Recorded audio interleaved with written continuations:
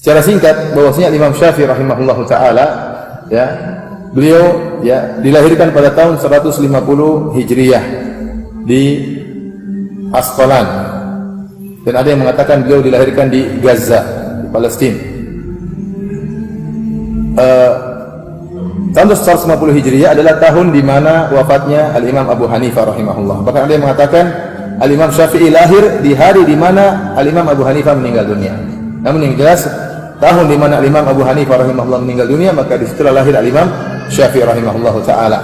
Tatkala beliau berusia 2 tahun, ayahnya meninggal dan beliau berada di Palestina. Akhirnya ibunya membawa pulang Al-Imam Syafi'i ke kampungnya yang sesungguhnya, karena Imam Syafi'i ini Al-Qurashi, dia dari suku Quraisy, dan kita tahu nenek moyangnya tinggal di kota Mekah. Maka tatkala ayahnya meninggal, ibunya bawa pulang Al-Imam Syafi'i di kampung aslinya, yaitu di kota Mekah. Disitulah ibunya mendidik Al-Imam Syafi'i. Sebagai peringatan bagi kita bahwasanya banyak ulama berhasil gara-gara bimbingan ibunya. Lihat Imam Syafi'i, bapaknya nggak ada, ayahnya tidak ada, yang bimbing adalah ibunya. Namun ibunya tegar dalam membimbing Al-Imam Syafi'i rahimahullah. Ada sebagian ulama yang mengatakan ya, sebagian ulama mengatakan bagaimana kita ingat waktu kita kecil, ibu kita ngantar kita ke masjid untuk sholat subuh, ibu nunggu di luar, kita ditungguin sama ibu untuk pasangan sholat subuh berjamaah, kemudian pulang diantar kembali. Kenapa? Sang ibu semangat agar anaknya terbiasa sejak kecil sholat berjamaah. Jadi peran ibu sangat penting, karena ibu yang sangat dekat dengan anak-anak ya. Oleh karenanya lihat bagaimana Imam Syafi'i berhasil ya dibimbing oleh ibunya. Maka Imam Syafi'i kemudian menuntut ilmu di kota Mekah. Tatkala usia 7 tahun beliau sudah hafal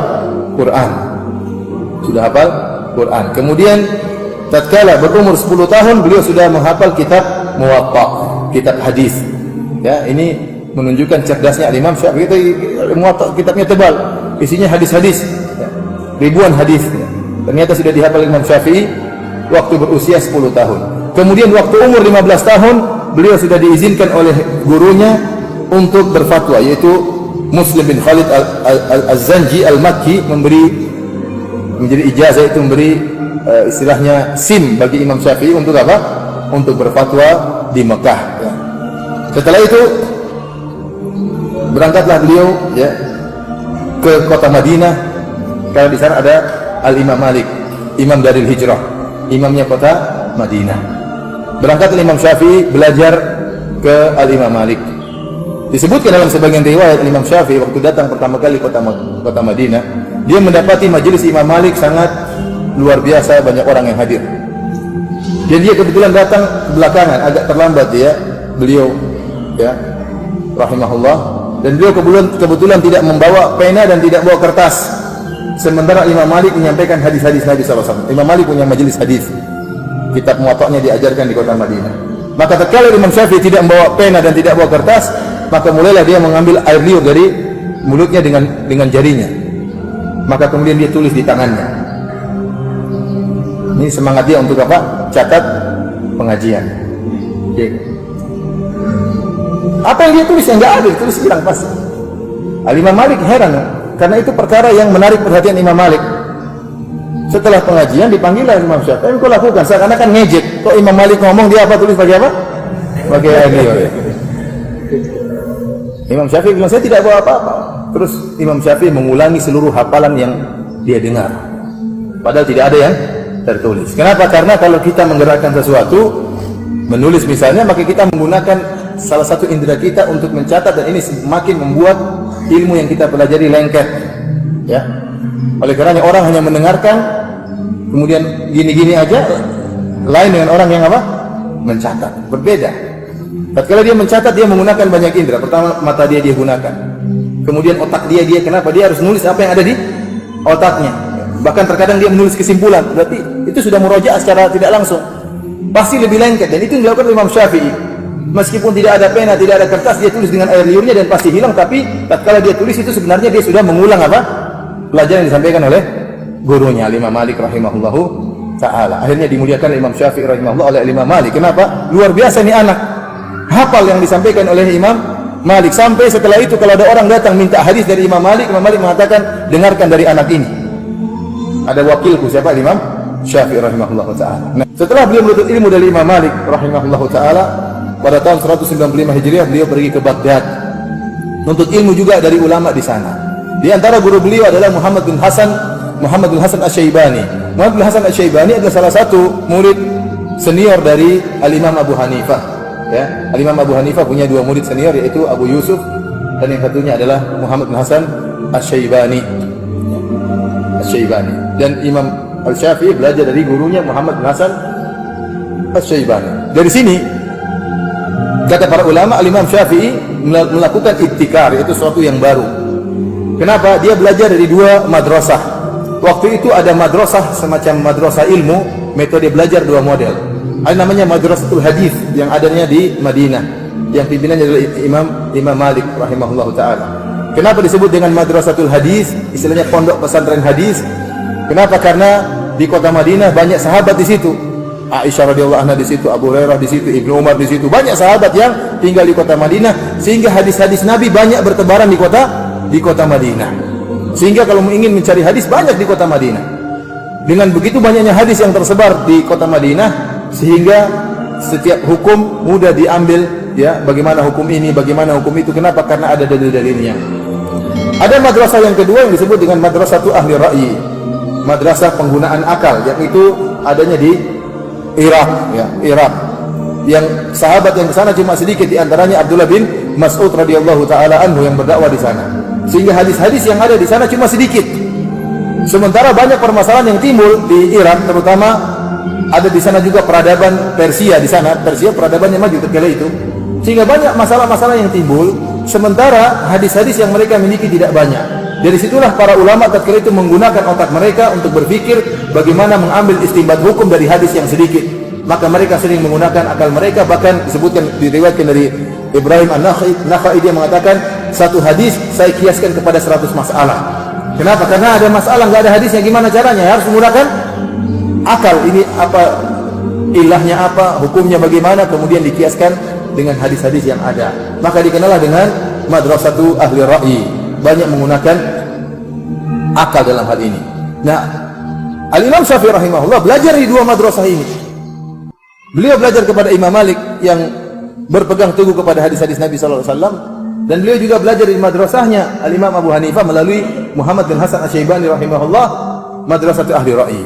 Maka keluarlah Imam Syafi'i dengan ilmu yang baru, menggabungkan di antara dua madrasah.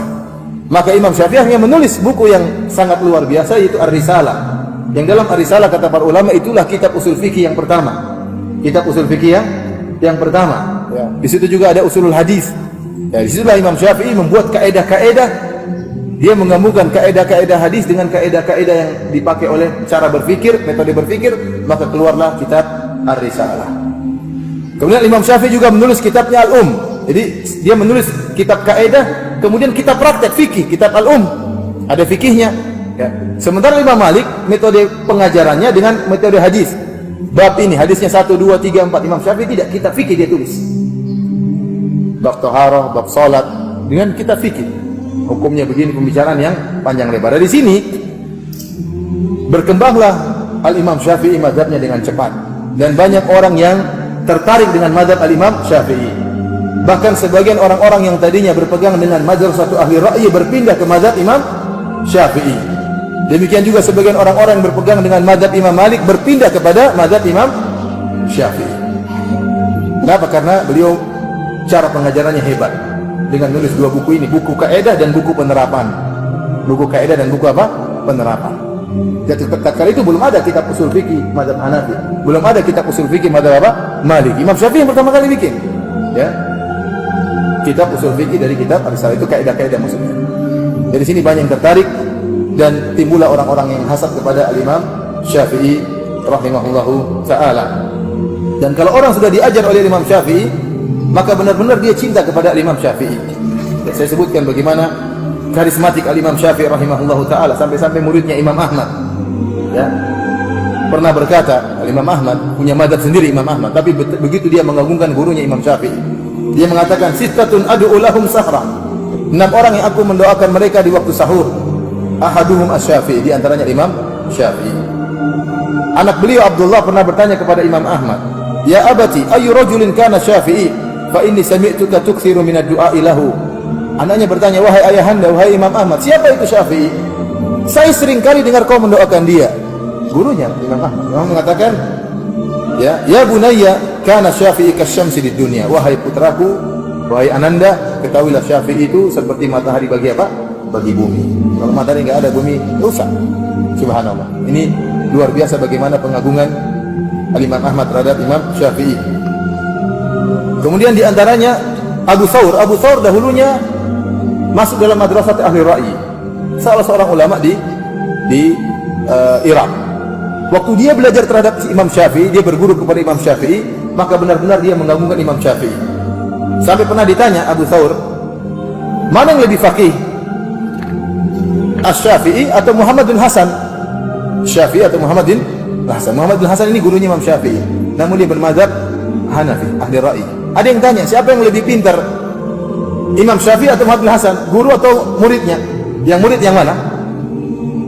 Imam Syafi'i. Gurunya siapa? Muhammad bin Hasan. Dan antum perlu tahu Muhammad bin Hasan itu orangnya gemuk, ya. Orangnya apa? Gemuk.